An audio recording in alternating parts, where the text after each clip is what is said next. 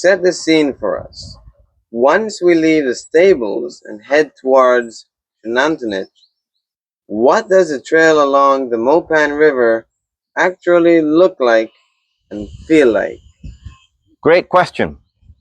The trail along the river is first of all flat, it is shaded, and it's also a lot cooler because the river is right next door and the trees are right above us than when you're out away from the riverside trail.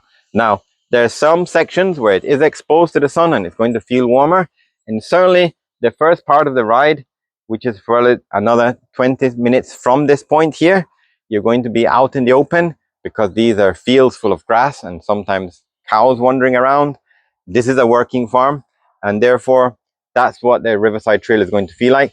And that's also where you're more likely to see the wildlife, simply because there are more trees around and there are more places for the creatures to actually live in. You will then get onto the main road for about 5 minutes, and that is also where you're going to cross the river ferry that will take you across the Mopan River, and that's what the trail will be like. Alright, one of the most famous parts of this trip is crossing the Mopan River on a hand-cranked ferry. What is it actually like to walk a horse onto a floating ferry, and how do the horses react? Great question. For those of you who have a little more experience riding horses, you will know that that is not something most horses take to that easily. It does take some practice, it does take some training for them to happily get onto the ferry. Now, you will have to dismount. Every rider has to dismount when we get to the ferry. You will then be given instructions as to which horse you will be leading onto the ferry and how to hold the horse. You will then simply walk onto the ferry, and invariably the horse will follow behind you. Once you get there, we will tell you to stand next to the horse when you're on the ferry, so that you're not immediately in front of the horse or immediately behind the horse in front of you. So you're in fact to the side of the horse. And they're used to it. Most of them have done it hundreds of times. In some cases, some of the horses have done it thousands of times. And so they're kind of used to it. And you then just wait for the ferry to take you across the river. And once you're on the other side, you just lead them off the ferry. We take you a little beyond the exit point where it's a little safer. We then double check your cinches, and then you hop back on again. And 15-20 minutes later, you are at the site itself.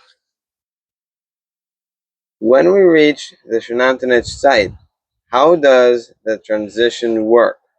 Do we ride the horses right up to the ruin, or do we dismount to explore? Everybody has to dismount. We have a specific area up at the site that's exclusively for the horses. It's a shaded area, and so everybody will dismount there. This is where everybody will make sure they have their water with them. We'll make sure everybody has their sunblock on, and this is also an opportunity for you to go and use the bathroom for a few minutes. We will then slacken the cinches, make sure the horses are comfortable, and then your guide will invariably join you, and then it's a 5-minute walk to the site itself. That's what's going to happen once you get much closer to the site after leaving the ferry. Because we are quietly riding horses, instead of pulling up in a loud tour van, what kind of wildlife are guests more likely to spot along the riverbank? Wildlife can be a tricky one. Some days you can see 2 or 3 troops of howler monkeys, maybe even a troop of spider monkeys. You may see toucans. You may see quite a few spiny-tailed iguanas. You may see some green iguanas. And if you're really fortunate, you might even see an agouti or two. But something to keep in mind, you may not see anything. Wildlife has its own timing. They will decide when they appear and when they will disappear. But I would say that probably 50% of the time, the most guests will see some wildlife. Howler monkeys tend to be kind of easy to spot. They're kind of large and loud. Spiny-tailed iguanas are pretty common, and so you are likely to see some wildlife. Generally, it's birds. Right now, for example, this time of the year, toucans are pretty prominent, but other times of the year, they're not so quite so prominent, and therefore it's something to keep in mind that sometimes you're going to see wildlife and sometimes you might not.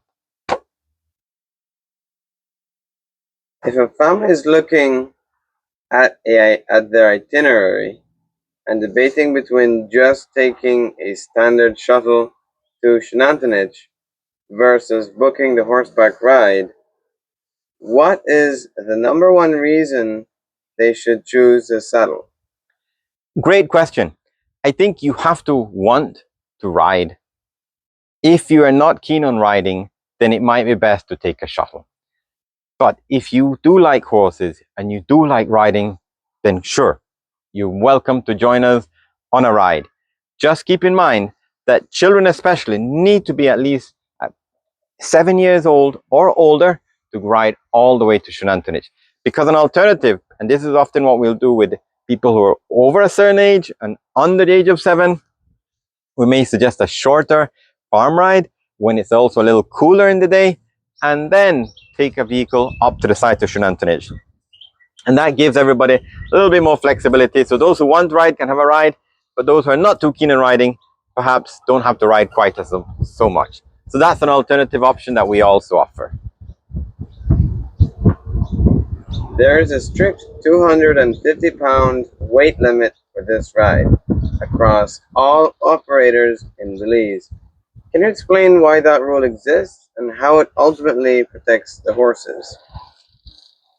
The vast majority of horses have that weight limit simply because above that point, you will start to hurt the horse. Now, there's some exceptions to this, but it also is to protect the rider. The simple truth is, perhaps that will need to be revised at some point in the future. But for now, I think it's fair to say that the majority of people who are over that weight may not have the degree of agility necessary to mount and dismount safely as well. So it's not just to protect the horse, but it's also to protect the rider. Now, there are some people who are very tall, very muscular, and naturally heavy. And that's where sometimes some exceptions can be made, particularly. However, having said that, it's still something that we will have to decide on a case-by-case basis. But certainly, that is something that we kind of adhere to pretty strictly because we do believe it's very important to safeguard the well-being of the horse and the guest. So it's a safety issue above all because we don't want to hurt the horse, nor do we want to hurt the guests.